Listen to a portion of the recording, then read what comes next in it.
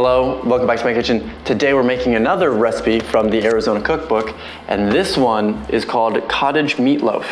I almost wanted to say pie there because if you remember, I made cottage pie before in the past, and that's kind of a play on shepherd's pie, but you use beef instead of lamb within that, and that's what gives it the name cottage pie. And this might bring up the question of, Aaron, how is that relevant? Is this somehow a play on, is it a different kind of meat than normal meatloaf? No. This is called cottage meatloaf because it uses cottage cheese as a major ingredient, pretty much kind of doing all the heavy lifting because it is kind of the moisture content, it's the binder. I mean, I was gonna say it's the sauce because it doesn't have sauce to go on top, like no ketchup or anything like that, no breadcrumbs to hold it all together, and then no milk or some kind of stock or broth to give it extra moisture. Just pretty much meat and cottage cheese. Obviously there's a few other things in there and you'll see that when we get to it, but this one I'm not concerned about it being inedible or anything like that. I'm just more concerned about it being dry.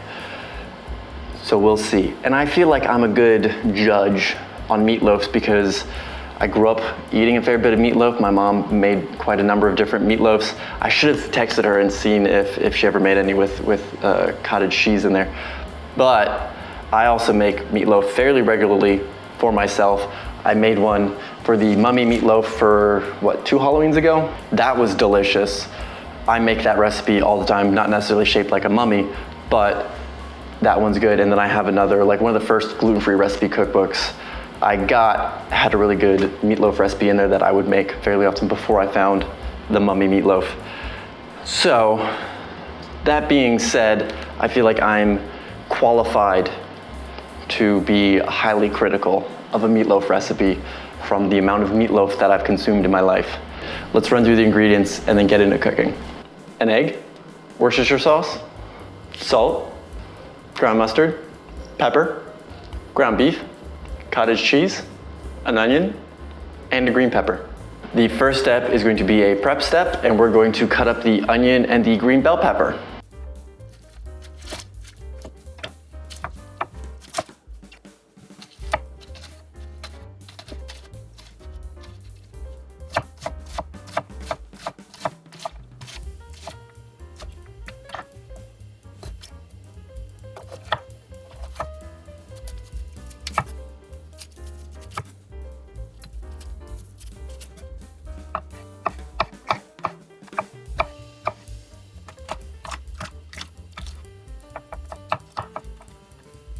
The next step is going to be to mix together the egg, the ground mustard, the salt, pepper, and the Worcestershire sauce, which pronouncing that is always a struggle. So you're welcome to have laughed, because obviously that's in the past, at my pronunciation during the ingredients list, but this is where it's coming into play.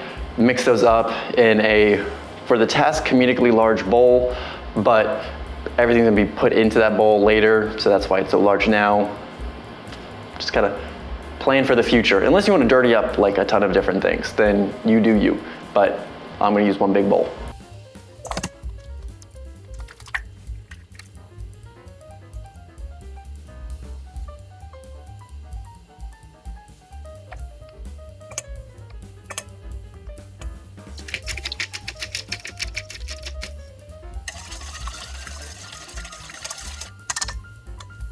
Next is going to be to add to that large bowl that we have the meat, so the ground beef, the cottage cheese, star of the show, onion, and the green bell pepper.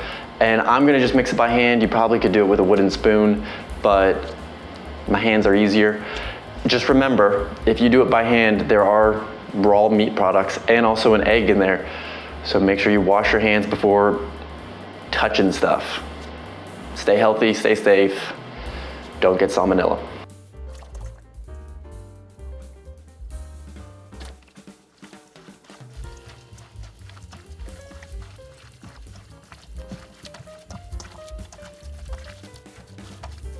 Next is to take that meat mix and then form it into the shape of a loaf, and then we have meatloaf.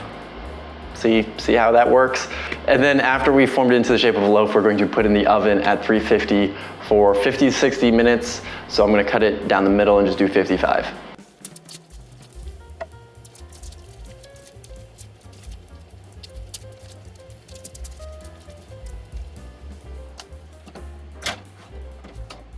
Here we have it.